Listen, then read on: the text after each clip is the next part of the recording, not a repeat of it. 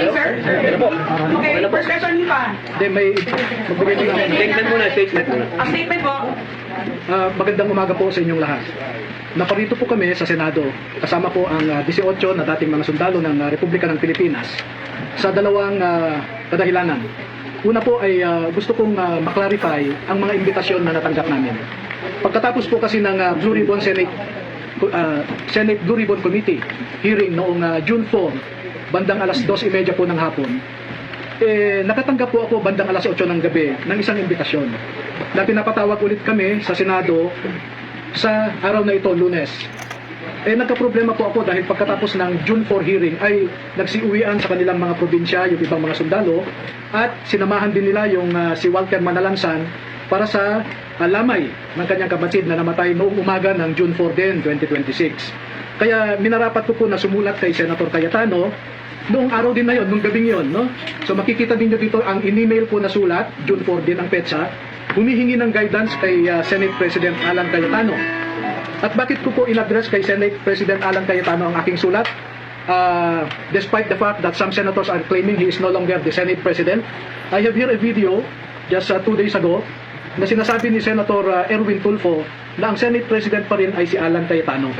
At pwede ko pong ipakita sa inyo yung kanyang video na sinasabi nga na si Senator Alan Cayetano pa rin ang presidente. Kaya ko po in-address sa kanya ang aking... Senator Cayetano is still the Senate President. Ay, sorry po ha. Senator Cayetano is still the Senate President. Because we don't have 13. It's against the law naman, di ba? For all the committees. Simula po sa pro tempore, we cannot touch the Senate presidency because we don't have 13. This is what the law says. You have to have 13. Dahil po sa pahayag din ni Senator Erwin Tulfo na yan, na si Senate President Alan Cayetano pa rin ang Senate President, so I address my letter to Senator Alan Cayetano. At sumagot naman po si Senator Cayetano noong Sabado, no? At ang sabi niya rito, if I may read for your convenience the pertinent portion of the letter. Ang sabi po niya sa second paragraph, we must clarify, however, that the hearing purportedly set for 08 June 2026 was not authorized by this office, by Senator Pia Cayetano as committee person, chairperson, or by Senator Rodante Marcoleta. No? So, bakit ko po minarapat na magpunta rito para sana tanungin kay Senator Cayetano itong sulat niya? No? Dahil makikita po din nyo, hiniram po itong rules ni Senator Robin. Ipapakita ko po sa inyo yung Section 17 ng Senate Resolution number 5 which was approved on August 9, 2010. No? At ang sinasabi dito, any invitation for a witness or any subpoena should be signed by the chairman of the committee and approved by the President of the Senate. Maliwanag po dito sa Section 17. Kaya po tinignan ko itong imbitasyon, makikita ninyo rito, wala pong pirma yung nagsasabi na siya yung chairman ng Blue Ribbon Committee, wala ring pirma yung Senate President, walang approval. Kaya dyan po kami naguguluhan, no? At bakit ko po nire-raise ito? Dahil naman po sa for our safety and security, no? And we are expecting the good senators to follow their own rules. Itong sinasite ko po na Senate Resolution number 5 provides for the rules governing inquiries in aid of legislation, no? Ito po yung Resolution number 5. Okay? So, sana naman po ay sinunod ng sumulat sa amin yung sinasaad ng rules ng Senate. Kaya po kami nagpunta rito kay Senator Robin para mapaliwanagan din kami. No?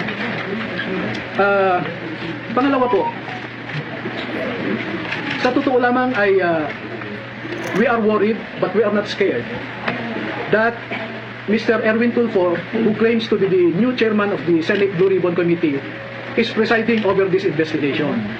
Kasi po, inaakusahan siya, pero siya rin ang mag-iimbestiga at eventually siya rin ang magdedesisyon. He is the accused or respondent, so to speak, but he is the investigator and the judge rolled into one. Sa isang demokrasya po ay na merong functioning judicial system ay hindi nyo po makikita yung ganyang pangyayari.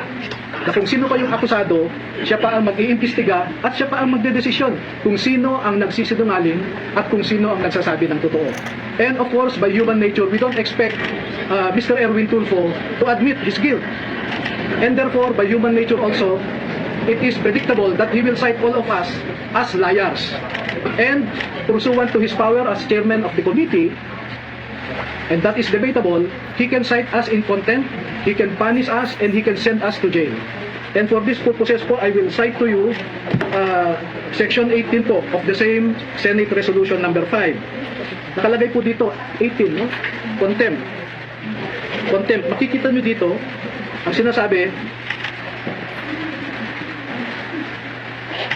ito, babasahin ko po.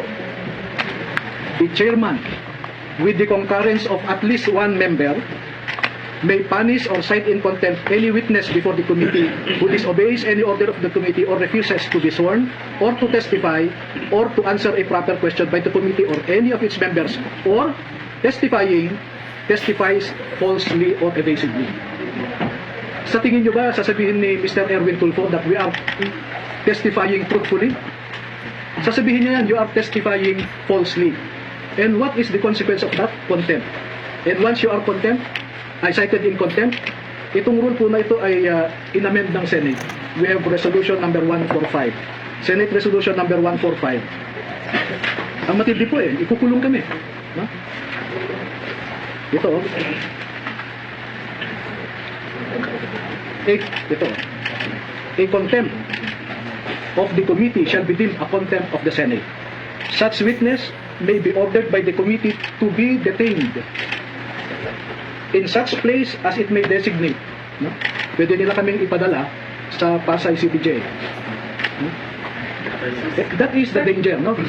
Give me few minutes na lang. So yun po ang, having said all of those, this is our humble request to the members and leadership of the Senate of the Republic of the Philippines. First message, we should observe rule of law. We should observe your own Senate rules. If you do not follow your own rules, how can you expect us, non-senators, to obey your rules? Second, we respectfully ask the members and the leadership of the Senate of the Republic of the Philippines to observe statesmanship, not brinkmanship. We observe delicadeza. Delicadeza is addressed to the senses of the senators who were named in the affidavit of the 18 former soldiers. Hindi po pwede sa isang demokrasya na kung sino pa yung inaakusahan ay siya pa ang mag-iimbestiga at siya ang magdedesisyon kung sino ang nagsasabi ng totoo o hindi. Ito na lamang po ang panghuli na mensahe ko sa ngayon naman ay kay Senator Robin Padilla, na isang membro ng Blue Ribbon Committee na pinamumunuan ni Senator Pia Cayetano at ang subcommittee chairman na si Senator Rodante Marcoleta. Na hinanap po namin sila ay wala sila ngayon, kaya bilang membro ng Blue Ribbon, sa kanya ko ihahatid ang aking mensahe. Magsusumite po kami kay Senator Robin Padilla ng pangalan ng 14 na mga dating Marines at dating empleyado rin ni Ginoong Zaldico na nagtrabaho at natawag ding basurero na nagde-deliver din ng pera sa iba't ibang mga personalidad. At ang pangalan ng 14 na ito ay isusumiti ko kay Senator Robin Padilla at siya na po ang bahalang mag-submit sa kanyang committee. No? At itong 14 po na ito ay handa silang tumalima sa anumang sabpina o imbitasyon po na manggagaling sa Senado para magbigay din ng kanilang nalalaman tungkol sa pagde-deliver ng mga maleta na ito. So, nailabas na po namin ang 18, ipapaimbita namin ang 14 pa, at kung hindi pa po kayo kontento, ay meron pa pong 7 na handang magtestigo rin. Ihuhuli ko lamang po yung 7 dahil nasa isang maselan silang kalagayan na kung sa tingin ko makumbinsi naman ang ating mga mamamayan ay sapat na po yun. So yan lamang po at maraming salamat sa inyong lahat.